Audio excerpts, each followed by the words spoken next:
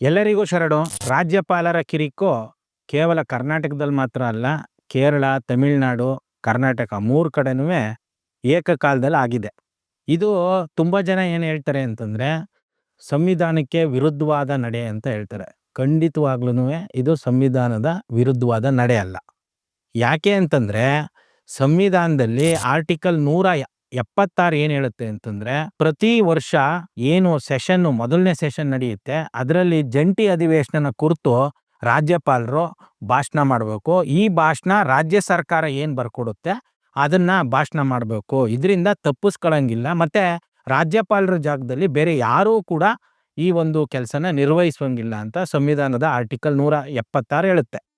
ಅದೇ ಸಂವಿಧಾನದ ಆರ್ಟಿಕಲ್ 163 ಏನು ಹೇಳುತ್ತೆ ಅಂತಂದರೆ, ಏನು ರಾಜ್ಯ ಸರ್ಕಾರ ಕೊಡುವಂಥ ಭಾಷಣ ಇದೆ, ಆ ಭಾಷಣದಲ್ಲಿ ಏನು ಬೇಕಾದ್ರೂ ಆಲ್ಟ್ರೇಷನ್ ಮಾಡ್ಕೋಬೋದು, ತಿದ್ದುಪಡಿ ಮಾಡ್ಕೋಬೋದು. ಇದನ್ನ ಯಾರೂ ಕೂಡ ಪ್ರಶ್ನೆ ಮಾಡಂಗಿಲ್ಲ. ರಾಜ್ಯಪಾಲರ ನಿರ್ಧಾರನೇ ಫೈನಲ್ ಅಂತ ಆರ್ಟಿಕಲ್ 163 ಹೇಳುತ್ತೆ. ಒಟ್ಟಿನಲ್ಲಿ ಅವರು 1 ಲೈನ್ ಓದ್ತಾರ, 2 ಲೈನ್ ಓದ್ತಾರ, ಇಲ್ಲ ಬರೀ 1 ವರ್ಡ್ ಓದ್ತಾರ. ಅವರು ಬರಬೇಕೋ, ಅವರು ಓದಬೇಕು. ಅಲ್ಲಿಗೆ ಇದು ಸಂವಿಧಾನಬದ್ಧವಾದಂಥ ನಡೆ.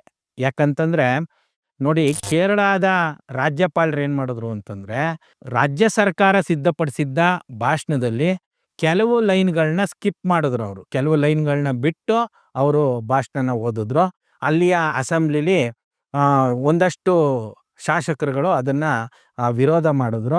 ಇವರು ನಾವು ಏನು ಬರೆದುಕೊಟ್ಟಿದ್ವಿ ಅದರಲ್ಲಿ ಸಾಕಷ್ಟು ವಿಚಾರಗಳನ್ನ ಕೈ ಬಿಟ್ಟಿದ್ದಾರೆ ಅಂತ ತಿಳಿಸಿದ್ರು.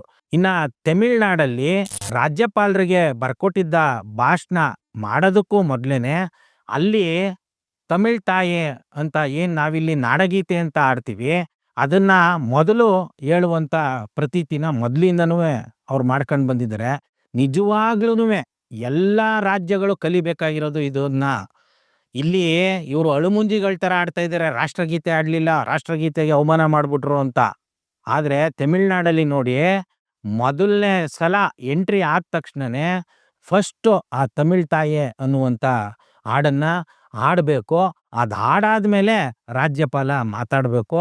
ಆ ರಾಜ್ಯಪಾಲ ಮಾತಾಡಿದ ನಂತರ ಇವರು ಯಾವುದೋ ಸೋಕಾಲ್ಡ್ ನ್ಯಾಷನಲ್ ಆಂಥಮ್ ಅಂತ ಏನು ಹೇಳ್ತಾರೆ, ಇದನ್ನ ಅಲ್ಲಿ ಆಡಬೇಕು. ಮತ್ತು ಅಲ್ಲಿ ಆ ಕಂಡೀಷನ್ ಕೂಡ ಏನಿದೆ ಅಂತಂದರೆ, ಸದನದಲ್ಲಿ ಯಾವುದೇ ಕಾರಣಕ್ಕೂ ತಮಿಳಲ್ಲೇ ಮಾತಾಡಬೇಕು. ಅದು ಬಿಟ್ಟರೆ ಇಂಗ್ಲೀಷಲ್ಲಿ ಮಾತಾಡ್ಬೋದು. ರಾಜ್ಯಪಾಲರು ಹಿಂದಿಲಿ ಮಾತಾಡ್ತೀನಿ, ನಾನು ಉರ್ದುಲ್ ಮಾತಾಡ್ತೀನಿ, ನಾನು ಸಂಸ್ಕೃತಲ್ಲಿ ಮಾತಾಡ್ತೀನಿ ಅಂತಂದರೆ ಅದಕ್ಕೆ ಅವಕಾಶ ಇಲ್ಲ ಅಂತ ಸ್ಪೀಕರು ಅಲ್ಲಿ ಓದಿ ಹೇಳ್ತಾರೆ. ಇದನ್ನ ಸಹಿಸ್ಲಾರ್ದೇನೆ ಅನ್ನೋದಕ್ಕಿಂತ ಇದೊಂದು ಪ್ರೊಪಗಂಡ. ಅಲ್ಲಿಯ RN ರವಿ ಪ್ರತಿ ವರ್ಷ ಬರೀ ಸೆಷನ್ ಇದ್ದ ಟೈಮಲ್ಲಿ ಮಾತ್ರ ಅಲ್ಲ, ಬೇರೆ ಟೈಮಲ್ಲೂ ಕೂಡ ಕಾಲು ಕೆರೆದು ಜಗಳ ಮಾಡಿ ಏನು ಮಾಡಿದ್ರು ಅಲ್ಲಿ ಇವರ ಆಟ ನಡೀತಾ ಇಲ್ಲ. ಅವರು ವಾಕೌಟ್ ಮಾಡಿದ್ರು. ತಮಿಳ್ನಾಡಿನ ಗೌರ್ಮೆಂಟ್ ಅವರು ಯಾರೂ ಕೂಡ ಗದ್ದಲ ಮಾಡಲಿಲ್ಲ, ಭಾಳ ಶಾಂತಿಯುತವಾಗಿ ನಡ್ಕೊಂಡ್ರು. ಯಾಕಂದರೆ ಒಂದು ದ್ರಾವಿಡ ಸಿದ್ಧಾಂತನ ಒಪ್ಪಿರುವಂಥ ನಾಡದು. ಆ ರಾಜಕಾರಣಿಗಳಲ್ಲಿ ಭ್ರಷ್ಟರಿದ್ದಾರೆ, ಕುಟುಂಬ ರಾಜಕಾರಣ ಇದೆ. ಆದರೆ ಜನರು ದ್ರಾವಿಡ ಸಿದ್ಧಾಂತನ ಎತ್ತಿ ಹಿಡಿದಿರುವಾಗ ಅಲ್ಲಿಯ ರಾಜಕಾರಣಿಗಳಿಗೆ ಭಯ ಇದೆ. ನಾವೇನಿದ್ರೂ ಈ ನಾಡಿನ ಚಿಂತನೆಗೋಸ್ಕರ ಕೆಲಸ ಮಾಡಬೇಕು, ಈ ನಾಡಿನ ಪರವಾಗಿ ನಾವು ಕೆಲಸ ಮಾಡಬೇಕು, ಆಮೇಲೆ ಅದು ರಾಷ್ಟ್ರನೋ ಇಂಡಿಯನೋ ಇದ್ರ ಕಡೆಗೆ ಹೋಗ್ಬೇಕು ಅನ್ನೋದು ಜನ ಅವ್ರಿಗೆ ಅವಾಗವಾಗ ಎಚ್ಚರಿಕೆನ ಕೊಡ್ತಾ ಇರ್ತಾರೆ. ಆದರೆ ಕರ್ನಾಟಕದ ಪರಿಸ್ಥಿತಿ ಆ ಥರ ಇಲ್ಲ. ಬೇರೆ ಎಲ್ಲ ಕಡೆ ರಾಜಕೀಯದೊಳಗೆ ಜಾತಿ ಇದ್ದರೆ, ಕರ್ನಾಟಕದಲ್ಲಿ ಜಾತಿನೇ ರಾಜಕೀಯ ಆಗಿ ಇಲ್ಲಿ ಅಹಿಂದ ಅನ್ನುವಂಥದ್ದು, ಜಾತ್ಯತೀತ ಅನ್ನುವಂಥದ್ದು, ಹಿಂದೂ ಅನ್ನುವಂಥದ್ದು, ಈ ರೀತಿಯ ಚಿಂತನೆಯಿಂದ ಇಲ್ಲಿ ಅಡ್ಮಿನಿಸ್ಟ್ರೇಷನ್ಗೆ ಆಯ್ಕೆ ಮಾಡ್ತಾ ಇದ್ದೀವಿ. ಈ ಆಯ್ಕೆ ಮಾಡಿದಂಥವ್ರು ಎಷ್ಟು ಕಣ್ಣಿಗೆ ಮಣ್ಣೆರ್ಸ್ತಾ ಇದ್ದಾರೆ ಅಂತಂದರೆ, ಇರಲಿ ಅದಕ್ಕೆ ಬರ್ತೀನಿ. ಇನ್ನು ರಾಜ್ಯಪಾಲರು ಕರ್ನಾಟಕದಲ್ಲಿ ಏನು ಮಾಡಿದ್ರು ಅಂತಂದರೆ, ಹಿಂದಿನ ದಿನ ನಾನು ಬರೋದಿಲ್ಲ, ನಾನು ಓದಲ್ಲ ಅನ್ನುವಂಥ ಮೆಸೇಜನ್ನು ಕಳಿಸ್ತಾರೆ. ಅದಕ್ಕೆ ಕಾನೂನು ಸಚಿವರಾದ HK ಪಾಟೀಲ್ ಅವರು ಹೋಗಿ ಅವರನ್ನು ಮನವೊಲಿಸ್ತಾರೆ. ಇದರ ಹಿಂದೆ ಇನ್ನೂ ಒಂದು ದೊಡ್ಡ ರಾಜಕೀಯ ಇದೆ. ಏನು ಅಂತಂದರೆ, ಇನ್ ಕೇಸ್ ಮೊದಲ ಅಧಿವೇಶನಕ್ಕೆ ಏನಾದ್ರೂ ರಾಜ್ಯಪಾಲರು ಬಂದು ಓದಲಿಲ್ಲ ಅಂತಂದರೆ ಬಡ್ಜೆಟನ್ನು ಮಂಡಿಸೋದಕ್ಕಾಗೋದಿಲ್ಲ. ಇಲ್ಲಿ ಸಿದ್ದರಾಮಯ್ಯ ಅವ್ರದ್ದು ಇನ್ನೊಂದೇ ಒಂದು ರೆಕಾರ್ಡು, ಅವರು ರಿಕ್ವೆಸ್ಟ್ ಮಾಡ್ಕೊಂಡಿರುವಂಗೆ ಹೈಕಮಾಂಡ್ ಹತ್ರನೋ ಇಲ್ಲ DK ಶಿವಕುಮಾರ್ ಹತ್ರನೋ ಅವರು ರಿಕ್ವೆಸ್ಟ್ ಮಾಡ್ಕೊಂಡಿರುವಂಗೆ ಇನ್ನ ಒಂದೇ ಒಂದು ರೆಕಾರ್ಡ್ ಬಾಕಿ ಇದೆ. ಅದೇನು ಅಂತಂದ್ರೆ, ಈ ಸಲ ಅವರು ಬಡ್ಜೆಟ್ ಸೆಷನ್ ಅಲ್ಲಿ ಬಡ್ಜೆಟ್ ಅನ್ನ ಮಂಡಿಸ್ಬೇಕು. ಈ ಸಲ ಮಂಡಿಸಿದ್ರೆ ಇಡೀ ಇಂಡಿಯಾದಲ್ಲಿ ಯಾವ ಫೈನಾನ್ಸ್ ಮಿನಿಸ್ಟರ್ನು ಕೂಡ ಅಷ್ಟು ಬಾರಿ ಬಡ್ಜೆಟ್ ಅನ್ನ ಮಂಡಿಸ್ದಂಗೆ ಆಗೋದಿಲ್ಲ. ಈ ರೆಕಾರ್ಡ್ಗೋಸ್ಕರ ಇರುವಂತ ಈ ಸಿದ್ದರಾಮಯ್ಯ ಏನು ಫೆವಿಕ್ವಿಕ್ ಹಾಕಿ ಕೂತ್ಕೊಬಿಟ್ಟಿದ್ದಾರೆ. ಆ ಸೀಟನ್ನೇ ಬಿಟ್ಕೊಡ್ತಾ ಇಲ್ಲ. ಅಂತ ಸಿದ್ದರಾಮಯ್ಯನಿಗೆ ತೊಂದರೆ ಆಗತ್ತೆ ಅನ್ನುವಂಥ ವಿಚಾರನ ಮನವರಿಕೆ ಮಾಡಿಕೊಟ್ಮೇಲೆ ರಾಜ್ಯಪಾಲರು ಬಂದು ಆ ಒಂದು ಭಾಷಣದ ತುಣುಕನ್ನ ಹೇಳಿ ಕೇವಲ 2 ಲೈನಲ್ಲಿ ಮುಗಿಸಿ, ಅದು ಕೂಡ ಹಿಂದಿಲಿ ಎಂಥ ಉದ್ದಟತನ ಹೇಳಿ, ಅವ್ರದ್ದು ಉದ್ದಟತನ ಅಂತ ಹೇಳೋದ್ಕಿಂತ ಇಲ್ಲಿ ಯಾವತ್ತೂ ಕೂಡ ಸ್ಟ್ರಿಕ್ಟ್ ಮಾಡಿಲ್ಲ.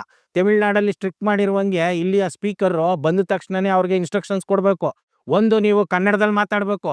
ನಾವು ಪಾಪ ಆದಿ ಬೀದಿಲಿ ಆಟೋ ಓಡಿಸೋರ್ನ, ಕೂಲಿ ಕಾರ್ಮಿಕರನ್ನ, ಹೋಟ್ಲಲ್ಲಿ ಸಪ್ಲೈ ಮಾಡೋರನ್ನ ಹಿಡ್ಕೊ ಹೊಡಿತೀವಿ ನಾವು ಸಂಘಟನೆಯವರು. ಇದೇ ರಾಜ್ಯಪಾಲ ಬಂದು 3 ವರ್ಷ ಆಗಿರ್ಬೋದು, 4 ವರ್ಷ ಆಗಿರ್ಬೋದು, ತಿನ್ನೋದೇನ್ರಿ ಇವನು? ಕೋಟ್ಯಾಂತರ ರೂಪಾಯಿ ತಿಂತಾನೆ, ಎಕರೆಗಟ್ಲೆ ಮನೇಲಿದ್ದಾನೆ. ಯಾರ್ದದೆಲ್ಲ? ಯಾರ್ದು ದುಡ್ಡು? ಎಲ್ಲ ದುಡ್ಡು ನಮ್ದು. ಬಿಳಿ ಆನೆ ಸಾಕ್ತಾ ಇದೀವಿ. ಈತನಿಗೆ ಕನ್ನಡದಲ್ಲಿ ಮಾತಾಡಬೇಕು ಅನ್ನುವಂತ ಒಂದು ಸೌಜನ್ಯ ಇಲ್ಲ. ಇದನ್ನ ನಾವು ಕೂಡ ಕಲಿಸಿಲ್ಲ. ನಾವು ಸಂಘಟನೆಯವ್ರು ಇರ್ಬೋದು, ಈ ರಾಜಕಾರಣಿಗಳಂತೂ ಶುದ್ಧ ವೇಸ್ಟ್. ಇವರ ಸ್ವಾರ್ಥಕ್ಕೋಸ್ಕರ, ಇವರು ಆಸ್ತಿಗಳನ್ನ ಮಾಡ್ಕೊಳ್ಳೋದಕ್ಕೋಸ್ಕರ, ಇವರು ಮೆಡಗಾರಿಕೆ ಮಾಡೋದಕ್ಕೋಸ್ಕರ, ಇವರ ಕುಟುಂಬದವ್ರನ್ನ ಬೆಳೆಸ್ಕೊಳ್ಳೋದಕ್ಕೋಸ್ಕರ ರಾಜಕೀಯ ಮಾಡ್ತಾ ಇದ್ದಾರೆ ಹೊರತಾಗಿ ಜನಸಾಮಾನ್ಯರ ಒಳಿತಿಗೋಸ್ಕರ ಇವರು ರಾಜಕೀಯ ಮಾಡ್ತಾ ಇಲ್ಲ. ಹಾಗಾಗಿ ಇವರನ್ನ ನಂಬ್ಕೊಂಡು ಕೂತ್ಕೊಂಡ್ರೆ ಇನ್ನೂ ಅಧೋಗತಿಗೆ ನಾವು ಹೋಗ್ಬೇಕಾಗತ್ತೆ. ಇಲ್ಲಿ ಕರ್ನಾಟಕದಲ್ಲಿ ಈ ರಾಜ್ಯಪಾಲ ಬಂದು 2 ಲೈನನ್ನ ಉಚ್ಚಾರಣೆ ಮಾಡಿ ಹೋಗುವಾಗ ಇವರು ಶಾಂತಿಯುತವಾಗಿ ನಡ್ಕೊಂಡು ಅದನ್ನ ಚೀಮಾರಿ ಹಾಕೋದ್ ಬಿಟ್ಬಿಟ್ಟು ಫುಲ್ಲು ಡ್ರಾಮಾ ಮಾಡ್ಬಿಟ್ರು.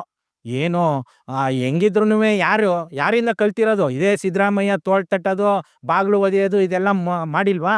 ಇವ್ರನ್ನ ನೋಡಿರುವಂಥವ್ರು ಆ ಪ್ರದೀಪ್ ಈಶ್ವರ್ ಇರ್ಬೋದು, ಆ ಶರತ್ ಬಚ್ಚೇಗೌಡ ಇರ್ಬೋದು, ಗವರ್ನರ್ಗೆ ಹೊಡೆಯಕ್ಕೆ ಹೋಗೋದು, ಅವ್ರ ಮೇಲೆ ಮೈ ಮೇಲೆ ಬಿಡಕ್ಕೆ ಹೋಗೋದು, ಈ ಥರದ್ದೆಲ್ಲ ಮಾಡಿ ಜಗಳ ಹಚ್ಚಿ ಇವರು ತಪ್ಪಿಸ್ಕೊಳ್ತಾ ಇದ್ದಾರೆ. ಇವರು ಲೂಟಿ ಹೊಡಿಯೋಕ್ಕೋಸ್ಕರ ರಾಜಕೀಯನ ಆರಾಮಾಗಿ ಮಾಡ್ಕೊಳ್ಳೋದಕ್ಕೋಸ್ಕರ ಜನರನ್ನ ದಿಕ್ ತಪ್ಪಿಸ್ತಾ ಇದ್ದಾರೆ. ಒಂದು ಮಾತೇ ಇದೆ, ಇಬ್ರು ಜಗಳ ಆಡ್ತಾ ಇದ್ರೆ ಇನ್ನು ಮಿಕ್ದವರೆಲ್ಲ ಜಗಳ ನೋಡಿ ಮೈ ಮರೀತಾರೆ. ಈ ಸೈಕಾಲಜಿ ಗೊತ್ತಿರೋದ್ರಿಂದ ಅನಾದಿ ಕಾಲದಿಂದನೂ ಇಲ್ಲಿ ಸ್ಮಾರ್ತ ಬ್ರಾಹ್ಮಣರು, ವೈಷ್ಣವ ಬ್ರಾಹ್ಮಣರು ಜಗಳ ಆಡುವಂಥದ್ದು, ಇನ್ನು ಮಿಕ್ದವರೆಲ್ಲ ನೋಡುವಂಥದ್ದು. ಇನ್ನು ಶೈವರು, ವೈಷ್ಣವರು ಜಗಳ ಆಡುವಂಥದ್ದು, ಇನ್ನು ಮಿಕ್ದವರೆಲ್ಲ ನೋಡುವಂಥದ್ದು. ಇದೇ ಸ್ಟ್ರಾಟರ್ಜಿನ ಇಲ್ಲಿಯ ರಾಜಕಾರಣಿಗಳಿರ್ಬೋದು, ಇಲ್ಲಿಯ ರಾಜ್ಯ ಸರ್ಕಾರ ಮತ್ತು ಒಕ್ಕೂಟ ಸರ್ಕಾರ ಪಾಲಿಸ್ತಾ ಇದೆ. ಸುಮ್ಮನೆ ಜಗಳ ಆಡೋದು. ಈಗ ಮುಖ್ಯಮಂತ್ರಿಯವರು ಹೇಳ್ತಾ ಇದ್ದಾರೆ, ರಾಜ್ಯಪಾಲರ ನಡೆ ಏನಿದೆ ಇದು ಸಂವಿಧಾನ ವಿರುದ್ಧ ಅಂತ. ಎಲ್ರಿ ಸಂವಿಧಾನ ವಿರುದ್ಧ ಆಗುತ್ತೆ? ಸುಮ್ಮನೆ ಬರೀ ಪೇಪರ್ ಸ್ಟೇಟ್ಮೆಂಟ್ಗಳು. ಇದೇ ಲೋಕಭವನ ಅಂತ ಚೇಂಜ್ ಮಾಡಿಬಿಟ್ರು. ಇದು ಕರ್ನಾಟಕದಲ್ಲಿರೋದು. ನಾನು ಯಾವ ಕಾರಣಕ್ಕೂ ಬಿಟ್ಕೊಡಲ್ಲ. ಅದು ಏನದು ಮೊದಲೇನಿತ್ತು ಅದಕ್ಕೆ ಹೆಸರು ರಾಜಭವನ ಅಂತ, ಅದೇ ಹೆಸರಲ್ಲೇ ಮುಂದುವರಿಸ್ತೀನಿ ಅಂತಂದ್ರೆ ಒಂದು ಪೇಪರ್ ಸ್ಟೇಟ್ಮೆಂಟ್ ಬಿಟ್ರೆ ಇದಕ್ಕೋಸ್ಕರ ಮಾಡಿದ ಒಂದೇ ಒಂದು ಕೆಲಸನೂ ಇಲ್ಲ. ಇದೇ ರೀತಿ ಹೋದ ವರ್ಷನ ನೀವು ಬೆಳಗಾವಿ ಅಧಿವೇಶನದಲ್ಲಿ ಏನು ಹೇಳಿದ್ರಿ? ಸಂವಿಧಾನದ ಬಗ್ಗೆ ನಾವು ಹಳ್ಳಿಗೂ ತಲುಪಿಸ್ತೀವಿ, ಸಂವಿಧಾನ ಜೈ ಸಂವಿಧಾನ ಅಂತ ಏನೋ ಒಂದು ಕಾರ್ಯಕ್ರಮ ಆಯೋಜನೆ ಮಾಡಿದ್ರಿ. ಅದು ಮಾರನೇ ಪೇಪರಲ್ಲಿ ಬಂದಿದ್ದು ಬಿಟ್ರೆ ಆ ಕಾರ್ಯಕ್ರಮ ಆಯೋಜನೆ ಆಗಲೇ ಇಲ್ಲ. ಇನ್ನು ಏನು ರಾಜ್ಯ ಚುನಾವಣೆ ಆಯೋಗ ಏನಿದೆ, ಇದ್ರ ಮೂಲಕ ನಾವು ಸಪ್ರೇಟಾಗಿ ವೋಟರ್ಸ್ನ ನಾವು ಲೆಕ್ಕ ಹಾಕಿಸ್ತೀವಿ, ಡಾಟಾ ಇಡ್ತೀವಿ. ಅವಾಗ ಇಂಡಿಯಾ ಚುನಾವಣಾ ಆಯೋಗ ಏನು ಡಾಟಾ ಕಲೆಕ್ಟ್ ಮಾಡುತ್ತೆ ಅದಕ್ಕೆ ಕಂಪೇರ್ ಮಾಡಿಬಿಟ್ಟು ಅವರು ಕಳ್ತನ ಏನು ಮಾಡ್ತಾರೆ ಅದನ್ನು ನಾವು ಬಯಲಿಗೆ ಎಳೆದ್ಬಿಡ್ತೀವಿ ಅಂತ ಹೇಳಿದ್ರಿ. ಎಲ್ಲಿ ಸ್ವಾಮಿ ಈ ಕೆಲಸಗಳನ್ನ ನೀವು ಮಾಡಲೇ ಇಲ್ಲ. ರಾಜ್ಯಕ್ಕೆ ಸ್ವಾಯತ್ತತೆ ಬರುವಂಥ ವಿಚಾರಗಳನ್ನ ಸಂಘಟನೆಯವರು, ಜನಸಾಮಾನ್ಯವರು ಇವರು ಕೂಡ ಎತ್ಕೊಳ್ದಂಗೆ ನೀವು ಹತ್ತಿಕ್ತಾ ಇದ್ದೀರಿ. ಇದೇನು ನಿಮಗೆ ಗೊತ್ತಿಲ್ಲದೆ ಮಾಡ್ತಾ ಇದ್ದೀರಾ? ಎಲ್ಲವೂ ಗೊತ್ತು. ನಿಮಗೆ ಬೇಕಾಗಿರುವಂಥದ್ದು ಏನು? ನಿಮಗೆ ಬೇಕಾಗಿರುವಂಥದ್ದು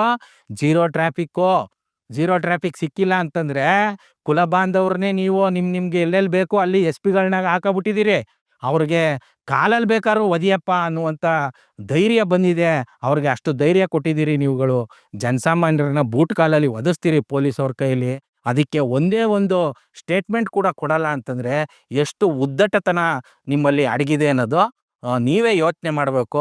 ಯಾರೇ ಒಬ್ಬರು ಬಂದ್ರೂ ಕೂಡ ಅವರು ನಿಂತ್ಕೊಂಡು ಮಾತಾಡಿಸ್ಬೇಕು. ನೀವು ಏನು ರಾಜ್ರ ನೀವೆಲ್ಲ ಕೂತ್ಕೊಂಡು ನಿಮಗೆ ಮಾತ್ರನೇ ದೊಡ್ಡ ಸೀಟು, ನಿಮಗೆ ಮಾತ್ರನೇ ದೊಡ್ಡ ದೊಡ್ಡ ಐಷಾರಾಮಿ ಟ್ರೀಟ್ಮೆಂಟ್‌ಗಳು ಜನಸಾಮಾನ್ಯರು ತೆರಿಗೆ ಕಟ್ಟಿಬಿಟ್ಟು ನಿಮ್ಮ ಗುಲಾಮಗಿರಿ ಮಾಡ್ಬೇಕಾ?